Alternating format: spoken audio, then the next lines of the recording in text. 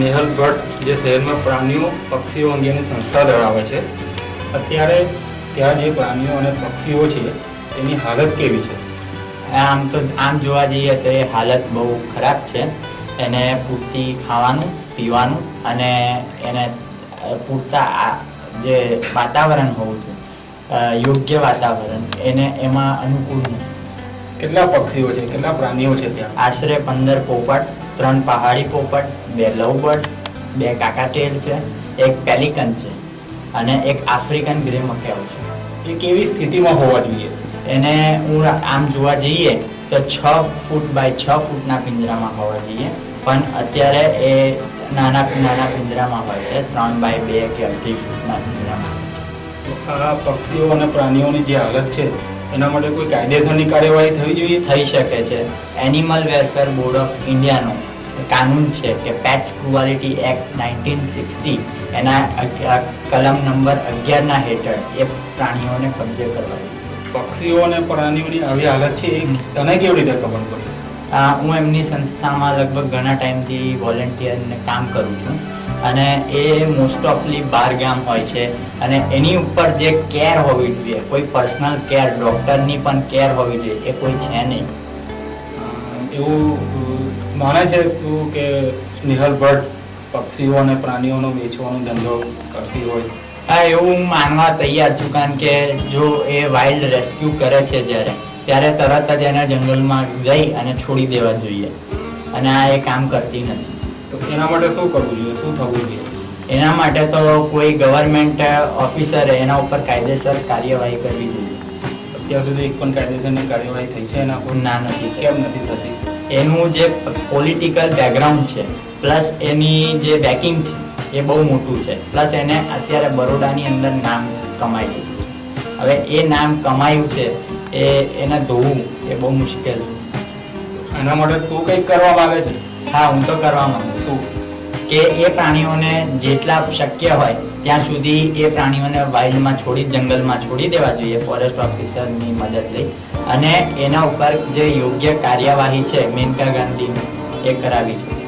એની પાસે જે પક્ષીઓ છે એની કુલ સંખ્યા કેટલી હશે? આશરે 20 થી 25 પક્ષીઓ છે. બધા જ પક્ષીઓની હાલત અત્યારે આવી છે? હા, બધા જ પક્ષીઓની હાલત આવી છે. અને પ્રાણીઓ છે એ પણ આવી જ સ્થિતિમાં છે, જેમને નીચે બેસવા માટે માકડા છે 3 એને અને એક વાંદરું છે, લંગૂર. એની નીચેનું જે સળિયા છે એના પિંજરાની નીચે એની બેસવાની જે બેઠક છે એ પણ વ્યવસ્થિત નથી. એના ઉપર તડકો છે પડે છે, એના યોગ્ય પાણી અને ખાવાની પણ એ નથી, સગવડ નથી. હમણાં થોડા દિવસ પહેલા આનંદથી જે પક્ષી અને પ્રાણીઓ પકડી લાવ્યા એ અત્યારે કેવી સ્થિતિમાં છે? એ પણ બહુ ખરાબ સ્થિતિમાં છે. એકચ્યુઅલમાં એને છોડી દેવા જોઈએ, હજુ સુધી એને છોડ્યા નથી. કેમ છોડતી નથી? એનું કારણ તો હું પોતે નથી જાણતો, કદાચ એનો કોઈ બીજો પણ મતલબથી એ રાખતી હોય. થોડા દિવસ પહેલા આનંદથી કેટલાક પક્ષીઓ અને પ્રાણીઓ પકડી લાવ્યા હતા, એ અત્યારે કેવી સ્થિતિમાં છે ત્યાં? જો અત્યારે લાવ્યા એના કરતાં પણ બહુ બદતર સ્થિતિમાં છે. આના માટે હું જાહેર જનતાને, પોલીસ ડિપાર્ટમેન્ટ તથા જ ફોરેસ્ટ ડિપાર્ટમેન્ટને એક અપીલ કરું છું કે આવી જે સંસ્થાઓ છે કે જે પોતાના નામ માટે અને પોતાના સ્વાર્થ માટે આવું કામ કરી રહ્યા છે, એ સંસ્થાઓ ઉપર તમે કાયદેસર કાર્યવાહી કરો. જે પક્ષીઓ તમે હમણાં કીધું આણંદથી લાવેલા, એ પક્ષીઓ અત્યારે એ ધાબા ઉપર તડકામાં ખાધા પીધા વગર અને ભૂખ્યા તરસ્યા એ ત્યાં પડી રહ્યા છે અને પૂરી રાખ્યા છે. બીજું કે સાપ, જે હકીકતમાં એક ડબ્બાની અંદર ઓછામાં ઓછા 3 થી 4 સાપ એકની ઉપર એક જ ડબ્બાની અંદર અને પૂરી રાખ્યા છે, જેનાથી ઘણા સાપ મરી ચૂક્યા છે અને ઘણા મરવાની શક્યતાઓમાં છે. અને બીજું કે જે આ બેન જે આ કામ કરી રહ્યા છે એ મેનકા ગાંધીને બહુ સારું લાગે છે. હકીકતમાં મેનકા ગાંધીએ આ માટે જાગવું જોઈએ અને હું આ જનતાને પણ અપીલ કરું છું કે તમે પણ જાગો અને આવી સંસ્થાને સપોર્ટ ના આપો. કેટલા દિવસથી પક્ષીઓની આવી હાલત છે? હું 25 જાન્યુઆરી 2003 થી આ હાલત છે.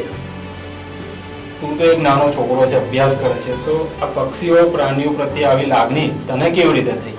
મને આ પક્ષીઓ જાનવરોનો શોખ છે અને હું ઘણું એવું જાણું છું કે જે ઘણા મોટા લોકો પણ નથી જાણતા.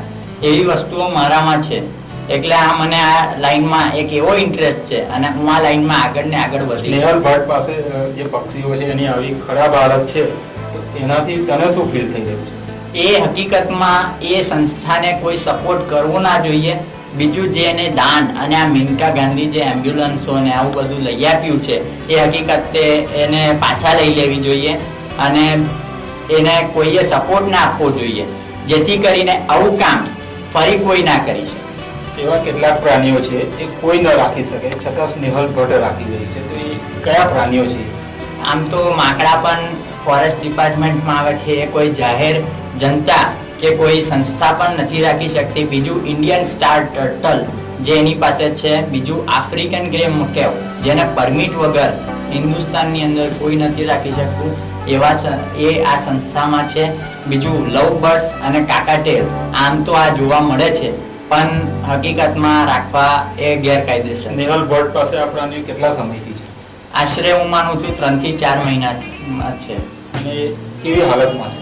એ તો બહુ ખરાબ હાલતમાં છે. એને ટેરેસ પર તડકામાં ખુલ્લા અને છૂટા પિંજરાની અંદર મૂક્યા છે.